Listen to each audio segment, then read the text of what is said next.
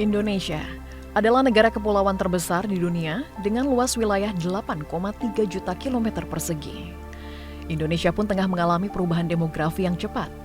Badan Pusat Statistik memperkirakan penduduk Indonesia pada 2050 akan berjumlah 328,93 juta jiwa. Penambahan pasokan pangan dari pertanian dinilai tidak bisa lagi diandalkan karena lahan pertanian yang semakin terbatas dan kini hanya tersisa 7,3 juta hektar dengan tren laju penurunan yang diperkirakan terjadi setiap tahun. Indonesia dengan luas perairan sebesar 77% dari total wilayah tersebut memiliki potensi besar di sektor maritim, termasuk pangan biru. Transisi pangan konvensional ke pangan biru menjadi solusi pemenuhan kebutuhan pangan masa depan. Badan Pangan Nasional mengemukakan pangan biru dapat mencapai kemandirian pangan. Selama beberapa puluh tahun terakhir kita mengalami alih fungsi lahan yang sangat signifikan. Alih fungsi lahan tadi ternyata diikuti dengan alih profesi petani kita. Ini alih fungsi, alih profesi, produksi turun. Nah, ini yang menyebabkan ketahanan pangan kita tidak bersoal karena kita disupport dengan impor, tetapi secara mandiri kita menjadi persoalan besar. Jumlah penduduk kita naik terus, ya, kemudian jumlah produksi kita turun disebabkan salah satu hal yang paling utama adalah produksi kita turun. Jadi kalau kita mengupayakan sumber daya laut sebagai sumber makanan kita dan jumlahnya cukup banyak dan cakupannya juga cukup luas di seluruh Indonesia, saya kira kita akan dengan sangat optimis untuk mencapai mandiri pangan. Selain disupport oleh sumber daya darat, kita masuk ke juga sumber daya laut. Pangan biru memiliki peran penting dalam mencapai ketahanan pangan, mengakhiri kekurangan gizi, dan membangun sistem pangan yang sehat. Pangan biru adalah sumber pangan yang berasal dari sektor perikanan yang dipandang sebagai alternatif sumber pemenuhan kebutuhan protein dan nutrisi. Hampir semua zat gizi kecuali dari vitamin C, vitamin A dengan kondisi tertentu. Dan yang paling dibanggakan sebenarnya dari makan ikan adalah asam lemak dan asam amino tadi, yaitu bagian dari protein yang sifatnya zat pembangun, kemudian bagian lemak yang dia bisa sebagai sumber energi, juga sumber zat-zat yang berguna untuk keberfungsian saraf dan metabolisme tubuh kita. Selain sebagai alternatif pemenuhan gizi berkelanjutan di masa depan, pangan biru nyatanya bagian dari penerapan ekonomi biru bagi pertumbuhan ekonomi Indonesia. Kementerian Kelautan dan Perikanan mencatat, potensi sumber daya ikan Indonesia secara keseluruhan mencapai 24,74 juta ton, dengan 7,7 juta ton diantaranya berasal dari laut. Yang menarik, perkembangan nilai produksi bergerak lebih eksponensial dibandingkan dengan volume produksi, yakni senilai 227 triliun rupiah. Direktorat Jenderal Perikanan Tangkap Kementerian Kelautan dan Perikanan mengemukakan, agar tata kelola perikanan memberikan manfaat optimal bagi pemenuhan pangan biru, maka kampung nelayan modern pun didirikan seraya memenuhi hasil laut yang berkualitas dari hulu hingga ke hilir. Kita saat ini sedang melakukan berbagai upaya transformasi atau perbaikan tata kelola dalam pembangunan perikanan tangkap di tanah air. Ya. Salah satunya di dalam aspek ekonomi dan sosial, kita menjaga agar nelayan, ya, tentu saja termasuk nelayan kecil, ini memberikan atau diberdayakan secara optimal. Kita memiliki program yang kita sebut Kampung Nelayan Modern, ya, yang diintegrasikan dengan pengembangan koperasi nelayan berbasis korporasi. Ya. Jadi kalau Kampung Nelayan Modern itu kita ingin agar mentransformasikan ruang sosial dan ruang spasial, kemudian terkait dengan pengembangan koperasi berbasis korporasi. Kehadiran masyarakat pesisir berperan penting untuk pengelolaan kelautan yang berkelanjutan. Kontribusi tersebut muncul karena masyarakat pesisir selama ini terbiasa memanfaatkan sumber daya kelautan dan perikanan sebagai penunjang ekonomi. Masa depan kita ada di laut sekarang. Kita punya potensi budidaya, kita punya potensi tangkap, dan saya kira di bagian hilir dari usaha perikanan tangkap dan budidaya itu mesti diintervensi.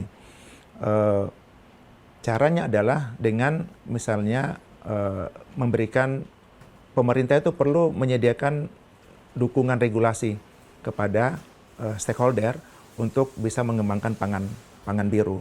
Kemudian yang kedua dari aspek pembiayaan. Jadi pertama kita mau pengalokasian anggaran untuk pembangunan perikanan khususnya itu bisa ditingkatkan dari tahun ke tahun. Kemudian juga sektor perbankan perlu merubah cara pandang mereka terhadap kegiatan perikanan, khususnya perikanan tangkap. Upaya merealisasikan potensi sektor maritim dinilai tidak mudah karena ada nilai tambah yang harus dikejar. Hilirisasi merupakan langkah strategis untuk meningkatkan nilai tambah produk yang dihasilkan dan sebagai bagian dari upaya menjaga ketahanan pangan. Kita bina untuk bisa menghasilkan hasil perikanan itu yang memenuhi standar.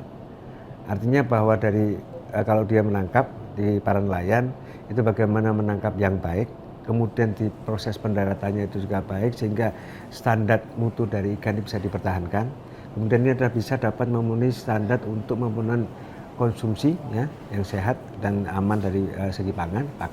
Kemudian dari sisi lain adalah untuk menyiapkan untuk hasilnya sebagai disiapkan untuk bahan baku industri. Luasnya Laut Indonesia menjadi posisi strategis untuk pemenuhan kebutuhan pangan dunia. Penduduk dunia pun diprediksi bertumbuh menjadi 11,2 miliar jiwa pada 2050 dengan peningkatan 70% kebutuhan protein dunia. Kehadiran Kalamo menjawab keinginan komunitas internasional yang bukan hanya tertuju pada kualitas produk dan mutu ikan, tetapi juga memperluas aspek penilaian di bidang kesejahteraan, lingkungan, dan aspek sosial, serta HAM.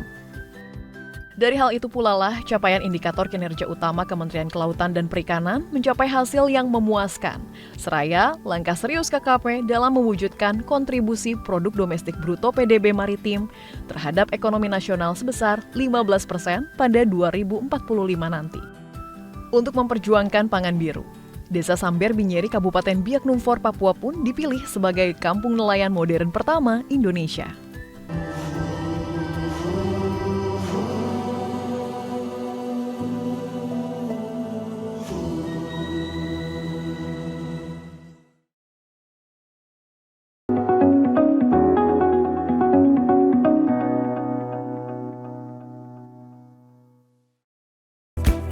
Saya Yom Sagita mengucapkan selamat mengudara Jawa Post TV di Pulau Bali. Semoga Jawa Post TV dapat memberikan tambahan informasi dan hiburan untuk masyarakat Bali. Jaya terus Jawa Post TV. Perhubungan Budi Karya Sumadi, usai rapat terbatas evaluasi Pasar Kombes Pol Wisnu Prabowo menjelaskan, pelaku pembunuhan berinisial AAR menyerahkan diri setelah ikan air tawar yang didominasi jenis ikan koi. Ikan-ikan. Saksikan Beranda Nusantara setiap Senin hingga Sabtu pukul 11 waktu Indonesia bagian tengah hanya di Jawa Post TV Bali.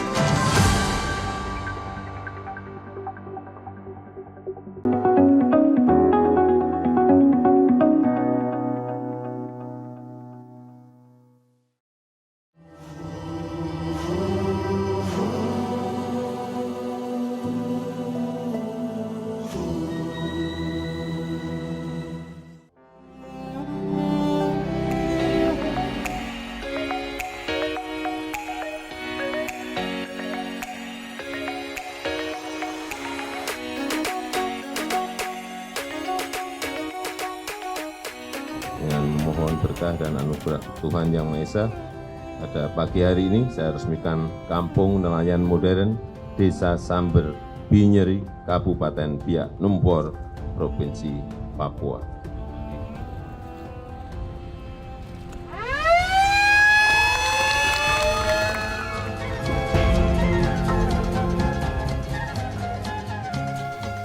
Menjadi yang pertama mendapat intervensi dari pemerintah Indonesia, Kampung Nelayan Modern di Desa Samber Binyeri, Distrik Yendidori, Kabupaten Biak Numfor, Papua, menjadi bukti kehadiran pemerintah untuk mewujudkan kedaulatan pangan melalui transformasi pangan biru. Usai diresmikan Presiden Joko Widodo pada 23 November 2023, wilayah yang menjadi tempat mengadu nasib 205 nelayan itu tidak dilepas begitu saja, tetapi mendapatkan pengawasan, pendampingan, dan pelatihan yang mumpuni agar ekosistem yang disiapkan berjalan optimal hingga sukses menembus pasar internasional.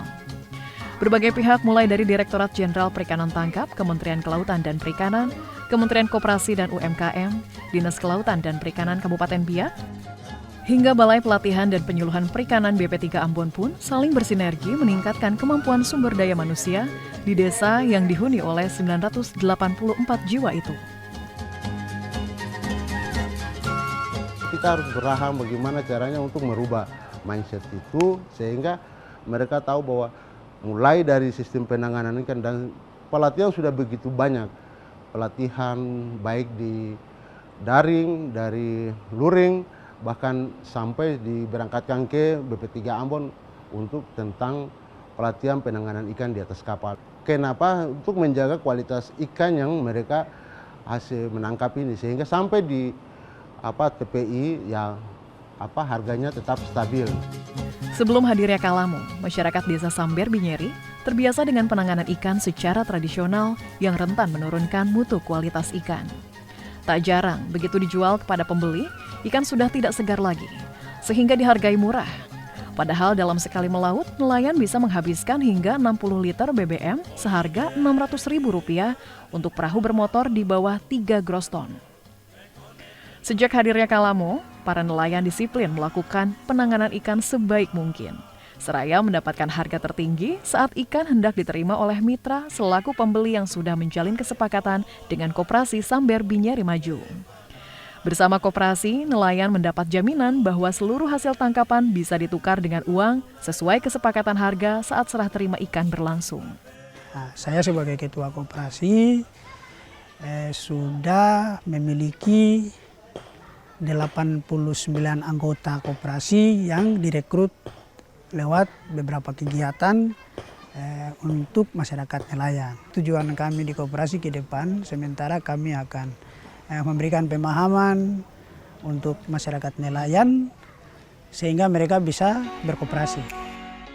Idealnya agar mutu dan higienitas ikan terjaga dengan baik, ikan perlu mendapatkan penanganan terbaik pasca ditangkap. Untuk mendukung hal tersebut, fasilitas perikanan yang dibangun di Kampung Nelayan Modern Kalamo Samber Binyeri dilengkapi dengan pabrik es sebagai salah satu fasilitas fungsional yang harus ada di setiap pendaratan ikan. Es diperlukan untuk mengawetkan hasil tangkapan ikan selama nelayan berada di dalam kapal. Sama seperti halnya di unit pengolahan ikan UPI wilayah kerja Pelabuhan Perikanan Vandoy. Prinsip praktik manufaktur baik GMP dan prosedur operasi standar sanitasi SSOP juga menjadi syarat penting dalam proses pendaratan ikan di Kalamo Samber Binyeri. Di gudang beku, para petugas dengan cekatan memilah, menimbang, dan membersihkan ikan sebelum dimasukkan ke dalam ruang air blast freezer. Di ruang bersuhu minus 35 derajat Celcius itu, higienitas dan kesegaran ikan terjamin, terutama saat produksi sedang melimpah. Dari proses inilah, ikan-ikan yang diproduksi mendapat nilai tambah hingga memenuhi standar ekspor. Ya, memang dari Biak ini masuk di wilayah pengelolaan perairan 717 dengan potensi perikanan kurang lebih 1,1 juta ton. Existing saat ini baru kurang lebih 3%. Jadi memang potensi perikanan di wilayah 717 ini sangat besar. Sebagian besar atau seluruhnya itu sudah dikirim, sudah mulai ada pengiriman ke Jawa dan itu salah satu pemanfaatan WPP 717 untuk mendukung pangan biru. Selain itu juga dari Biak sendiri kami sudah melakukan ekspor tuna, sudah kurang lebih 200 ton ikan tuna fresh yang dikirim dari Biak ke Narita, Jepang.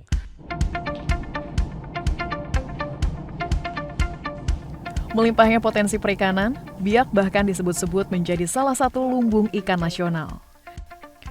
Seraya mendukung program makan gratis dari pemerintah, Kabupaten Biak Numfor bahkan berpotensi menyuplai ikan tuna segar sebagai kebutuhan sumber protein.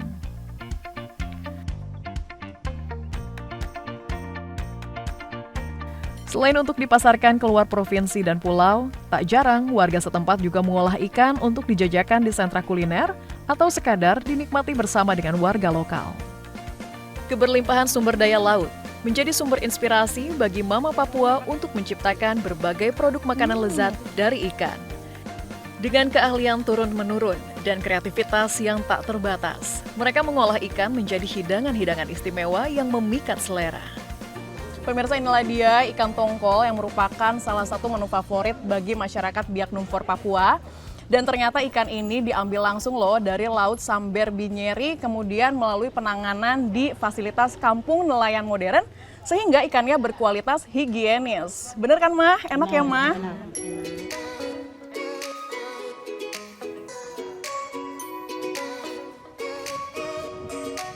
Makan ikannya enak. Di kampung yang berada dekat dengan Teluk Cendrawasih itu, terdapat bengkel nelayan dan galangan kapal dengan tenaga lokal terlatih yang mampu menangani perahu rusak. Sehingga nelayan tidak perlu menempuh jarak 40 menit untuk bisa tiba di kota sekedar memperbaiki perahu.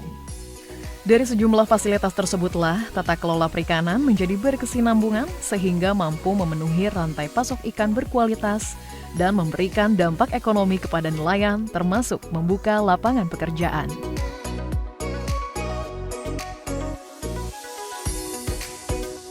Kami masyarakat nelayan Samber Binyeri rasa bangga karena adanya Kalamo, sehingga merubah yang dulunya ya mungkin ikannya kami tidak rawat dengan baik, namun sekarang sudah ada tempat penampung. Ada pabrik gasnya, ada tempat penampungnya, perahunya juga sudah memadai sehingga semuanya sudah lebih bagus. Pembangunan Kampung Nelayan Modern Kalamo Samber Binyeri merupakan proyek strategis nasional Direktorat Jenderal Perikanan Tangkap Kementerian Kelautan dan Perikanan yang bertujuan meningkatkan kesejahteraan keluarga nelayan orang asli Papua. Bak legenda Candi Prambanan, Kalamo yang pembangunannya dikebut selama 2,5 bulan tersebut menjadi satu-satunya proyek percontohan yang kiranya dapat memotivasi kerja dan memajukan ekonomi nelayan orang asli Papua. Penguatan pengelolaan perikanan pun juga dapat dirasakan oleh masyarakat di sentra ikan teri terbesar Indonesia di Bandar Lampung.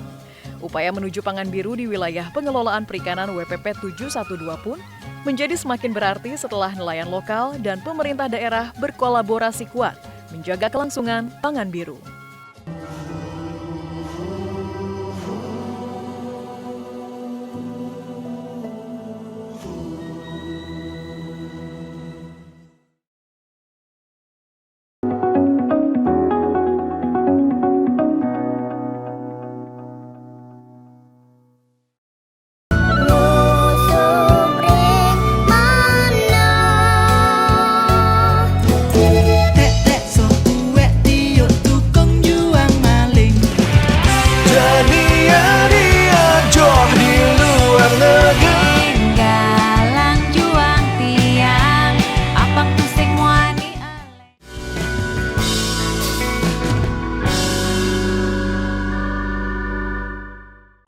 Saya Caroline Santi Sandriani dari Premier Group mengucapkan selamat mengudara Jawa Post TV di Pulau Bali. Semoga Jawa Post TV dapat memberikan tambahan informasi dan hiburan untuk masyarakat Bali. Jaya terus Jawa Post TV Bali.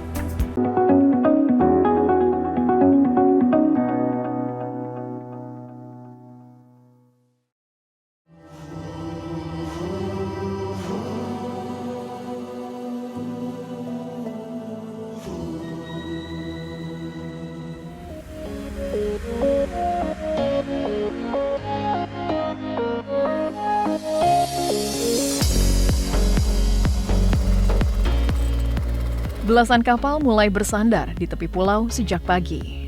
Para nelayan dan buruh harian pun tampak sibuk melakukan bongkar muat hasil tangkapan setelah menjaring ikan semalaman. Namun sayangnya saat musim terang bulan atau ketika fase bulan purnama tiba, ikan-ikan justru bermigrasi ke tempat yang lebih gelap atau lebih dalam untuk menghindari cahaya sehingga menyulitkan nelayan dalam menangkap ikan. Alhasil, rata tangkapan nelayan paling banyak hanya sanggup menjaring 500 kg ikan teri basah dalam sekali melaut. Namun ada cerita berbeda yang dirasakan oleh Toha dan kawan-kawan. Pendampingan dan pembekalan rutin yang diberikan oleh Dinas Kelautan dan Perikanan Kota Bandar Lampung tersebut seakan membuka jalan buntu bagi Toha dan nelayan lainnya. Budidaya kerang hijau yang baru digelutinya tersebut membuahkan hasil yang cukup untuk kebutuhan keluarga sehari-hari. Ada Kalamo ini ya, alhamdulillah banyak nih bantuan yang diturunkan di kampung kita ini.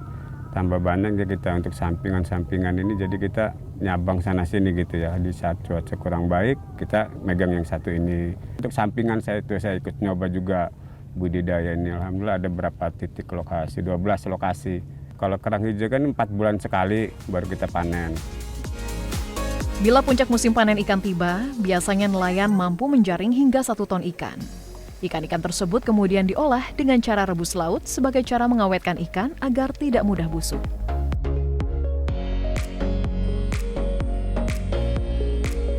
Ikan teri memang menjadi komoditas unggulan Pulau Pasaran, Bandar Lampung. Bisnis pengolahan ikan teri di pulau tersebut pun mulai berkembang sejak tahun 2009. Pemerintah pusat maupun daerah membuat wilayah tersebut semakin berkembang pesat dengan mengubah wajah wilayah tradisional yang berjumlah 2010 jiwa tersebut menjadi kampung nelayan modern. Kalamo Pulau Pasaran menyediakan unit pengolahan ikan upi untuk mendukung peningkatan kualitas dan hilirisasi produk ikan teri. Rumah pengeringan ikan pun disediakan sebagai upaya mewujudkan ikan teri Pulau Pasaran berstandar ekspor. Di tempat ini, kesterilan ikan menjadi yang utama.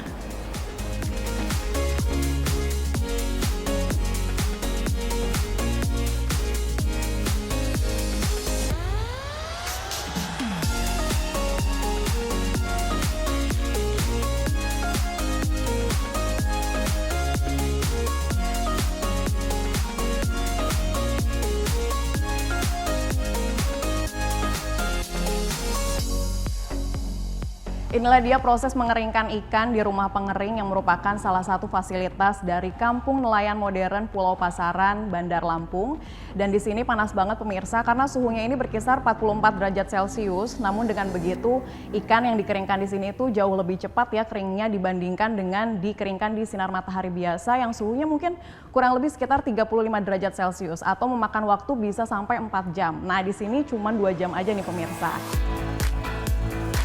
Sebelum adanya kalamo, ikan hasil tangkapan biasanya dibawa ke rumah produksi untuk dikeringkan di bawah terik matahari. Puluhan ibu-ibu pun tampak sibuk memilah ikan teri yang dijemur di atas papan berjaring. Dengan mengenakan kaos lengan panjang dan topi caping, mereka begitu cekatan mengumpulkan ikan teri berdasarkan jenis dan ukurannya. Setelah itu, ikan teri kering tersebut ditimbang dan dikemas ke dalam kotak kardus berlabelkan jenama produk tertentu sebagai ciri khas dari masing-masing rumah produksi. Sedangkan bila proses pengemasan dilakukan di UPI, ikan teri mendapatkan kontrol mutu baik secara organoleptik, kimia, dan mikrobiologi sebelum dimasukkan ke dalam kotak kardus berlabel Sistem Pengendalian Keamanan Pangan HACCP dan label sertifikasi praktik manufaktur yang baik Good Manufacturing Practice Certified yang dikeluarkan oleh Badan Pengawas Obat dan Makanan Amerika Serikat FDA.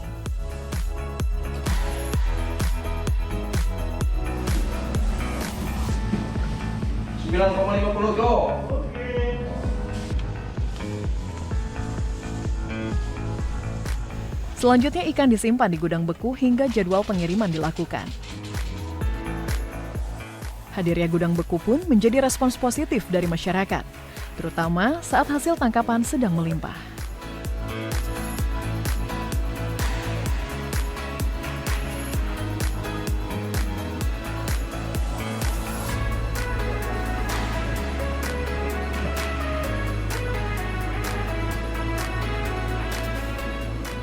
Saya mengapresiasi sekali karena dengan adanya bantuan ini sangat terbantukan nelayan kami, terutama dengan adanya kastorit yang dulunya saya menyimpan agak susah, terus tidak bisa menyimpan dengan baik. Tapi setelah ada kastorit, maka hasil produksi nelayan kami ini bisa teratasi dengan baik. Denyut perekonomian di sentra pengolahan ikan teri terbesar di Lampung itu semakin terasa dengan berdirinya kios-kios nelayan dan sentra kuliner ikan yang menyerap diversifikasi pangan dari ikan karya istri-istri nelayan. Produk tersebut pun bahkan telah dikirim keluar kota Bandar Lampung termasuk Jakarta. Itu karena memang karena dulu belum ada pendamping, kami cuma sebatas penjualan itu sekitar ibu-ibu samping rumah atau sekitar rumah aja atau keluarga gitu. Tapi setelah adanya pembinaan atau pendamping dari Dinas Perikanan, dari Dinas Penyuluh, alhamdulillah bertambah maju, bertambah sukses. Ya, sistem produksi hingga pemenuhan standar mutu ekspor menjadi salah satu tantangan yang perlu dihadapi Indonesia dalam mengejar ketertinggalan pemenuhan rantai pasok produk perikanan secara global. Kemudian akses transportasi dari daratan Bandar Lampung ke Pulau Pasaran pun dipermudah dengan adanya jembatan penghubung yang baru saja dibangun oleh Pemkot setempat. Termasuk fasilitas mobil berpendingin dengan kapasitas 6,4 ton yang sanggup mengantarkan produk ikan teri pilihan untuk kebutuhan dalam kota hingga keluar pulau. Kita juga menciptakan kawasan Kalamo ini tidak saja menjadi kawasan pengembangan peningkatan daya saing produk ikan dan bagaimana meningkatkan kapasitas nelayan, tapi juga ini menjadi kawasan yang khas, kawasan yang berkarakter, menjadi kawasan wisata. Apa dampaknya? Ini bagaimana masyarakat lebih perhatian, lebih menyenangi, dan lebih mengenal pahami tentang bagaimana sebuah produk kelautan dan perikanan itu dikembangkan. Nah, ini menjadi juga kawasan belajar, kawasan orang lebih mengenali lagi bagaimana produk perikanan itu bisa dinikmati dengan baik. Nah, ini juga salah satu dukungan kita bagaimana memastikan program Pangan Biru itu. Mengubah wajah kampung nelayan tradisional menjadi modern merupakan wujud serius dari pemerintah Indonesia untuk menciptakan ekosistem transformasi biru demi mewujudkan Indonesia yang berdaulat pangan.